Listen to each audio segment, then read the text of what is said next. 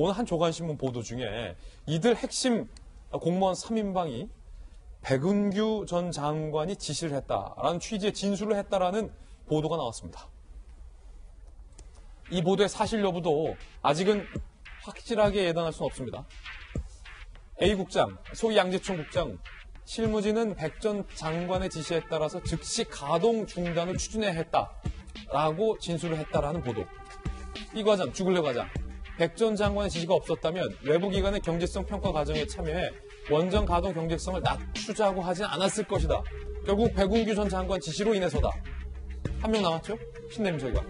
경제성 평가에 개입한 것은 결국 백 전 장관 지시를 이행하기 위한 것이다.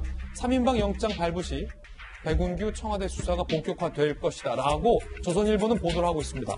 거듭 말하지만 이건 이 신문의 보도 내용이다. 라는 건 아직 사실 보기엔 좀 사실 확인이 필요하다는 말씀 드릴 텐데 자, 김병민 박사님, 예. 윤 총장이 복귀하자마자 승인했던 게 바로 이들에 대한 구속영장 청구거든요. 예. 만약에 이 보도대로 이 보도가 사실이라면 강한 전제하에 3인방 모두 양재총, 주글레, 신내림 모두 장관 지시받고 있습니다.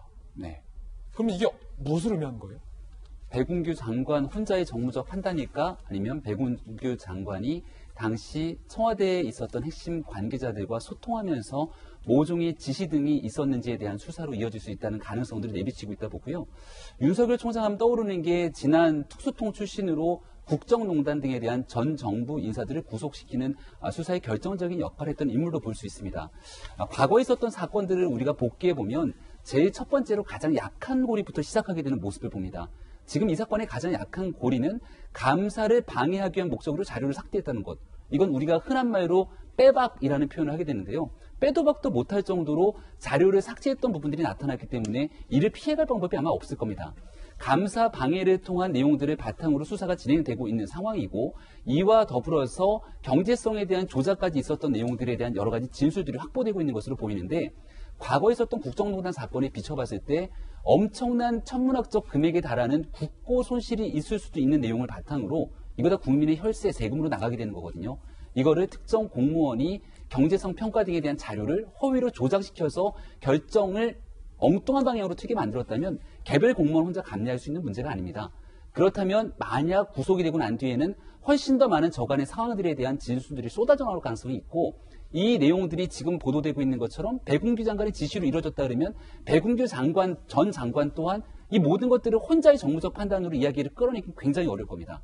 그럼 핵심적으로 문재인 정부 출범하기 전부터 공약으로 내세웠고 출범하고 난 뒤에 이 월성원전 1호기에 대해서 결국 공약사항 이행 등에 대한 상황으로 정무적 판단을 들어 이 월성원전 1호기를 전격적으로 중단 결정을 내리게 된 건 아마도 청와대의 정무적 판단의 가능성이 매우 높다고 저는 생각하는데 이런 일련의 과정들의 위법성이 없는지에 대한 수사로 급물살을 타게 될 것이고 그렇게 되게 된다면 지난 정권에 대한 수사가 청와대 권력에 굉장히 핵심적으로 영향을 미쳤던 것처럼 아마 문재인 정부의 집권 말기에 엄청나게 심각한 타격을 주는 수사로 이어질 가능성이 매우 높을 것 같다는 생각입니다. 그럼 반대로 김영주 전 의원님, 네. 이들 3인방에 대한 구속영장 청구가 기각될 경우 검찰이 무리한 영장을 밀어붙였다라는 비판의 여론이 제기되지 않겠습니까?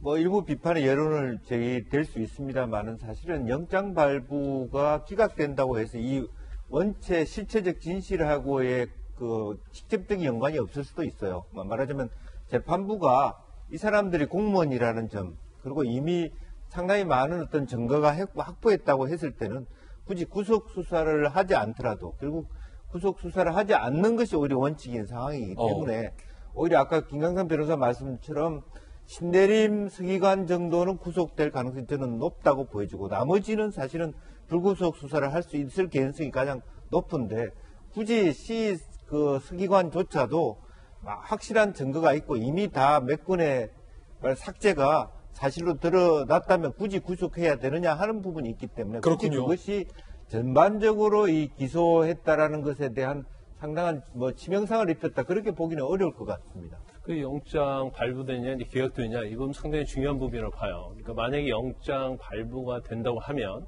대전지검에는 이제 윤석열 총장의 지시에 어떤 정당성이 부여되는 거고요. 근데 영장이 기각되는 경우는 이제 두 가지 측면을 봐야 돼요.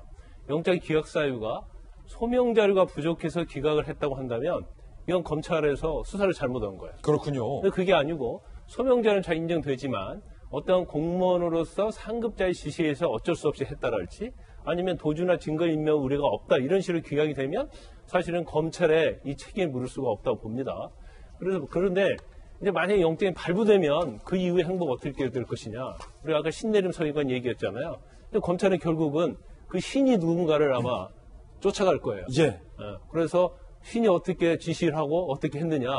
아까 제가 말씀드렸잖아요. 신내림 하였다면 어떤 신인지를 쫓아가야 한단 말이에요. 그게 윗선의 신인지 진짜 신인지 자기의 영감인지 그래서 이제 그 부분을 저희가 지켜봐야 한다고 봅니다. 예.